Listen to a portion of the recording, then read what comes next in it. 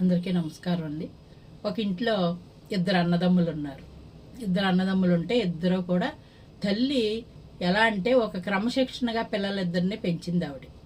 పెంచి పెద్ద అయ్యారు, చక్కగా మంచి భవిష్యత్తున్న ఉద్యోగస్తులు అయ్యారు.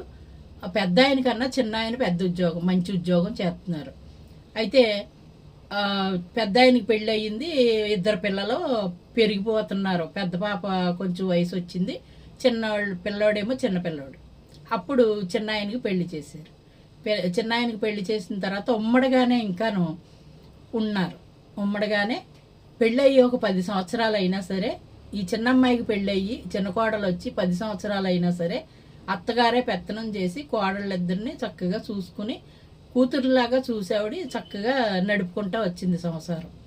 కానీ ఈ పెద్ద కొడుకు పెద్ద కోడలకి లోపల వేరే ఉండేది. ఏంటంటే ఈ ఎప్పుడు కలిసి ఉండి మాకేమో బయట ఏయో పనులు చేసుకుంటుంటే డబ్బులు వస్తున్నాయి, మా ఇంట్లో డబ్బులన్నీ పట్టుకెళ్ళి మా అత్తగారికి ఇవ్వాల్సి వస్తుంది, మా అమ్మాయి మెచ్యూర్ ఫంక్షన్ అయిపోయే టైం వచ్చేసింది, ఇంకా మేము పెద్దోళ్ళం అయిపోయాం కదా, ఇడిగా ఉంటే బాగుండని ఆ పెద్ద ఆవిడకి ఉండేది. కానీ అంటానికి సరిపోక మగోళ్ళు ఒప్పుకోరు, అత్తగారు ఒప్పుకోరు, కనుక అలాగా కాలక్షేపం చేసుకుంటా వచ్చింది ఆవిడ.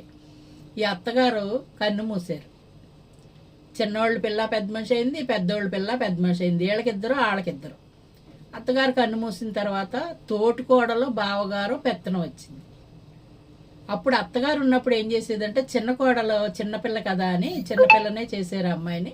చిన్నపిల్ల కదా అని చాలా ప్రేమగా చూసి మాట పడకుండా జాగ్రత్త చెప్పి ఇలా ఉండాలి అలా ఉండాలని అన్ని పనిపాట్లు అన్నీ నేర్పుకునేది. ఈ అమ్మాయి కూడా చాలా మంచితనంగా పుట్టిల్లు మర్చిపోయి అత్తవారింట్లోనే సర్వం కింద ఉండేది. అత్తగారు చనిపోయిన తర్వాత తేడాలంటే కొంచెం కొంచెం తోటికోడలు సంపాదించుకొని పక్కన పెట్టుకోవటం మొదలుపెట్టింది.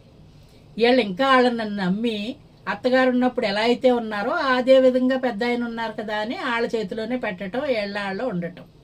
ఈవిడంతాను చక్కగా మూట కట్టుకుని పక్కన పెట్టేసుకుంది. వీళ్ళు ఖాళీగానే ఉండిపోయారు. ఎంత జీతాలు వచ్చినా ఏం చేసినా సరే ఆయన చేతిలో పెట్టి.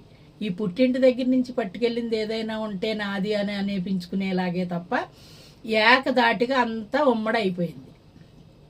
పిల్లల పెద్దోళ్ళు అయిపోయారు, పిల్లలు చదువులు అయిపోతున్నాయి, కొంప ఎడదీసుకోలేదు.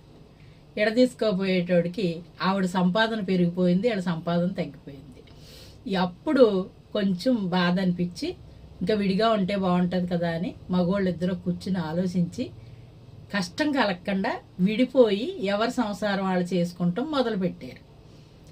ఎంత తెలివిగా చూడండి ఈవిడ నమ్మింది ఆవిడ పోగొట్టుకుంది.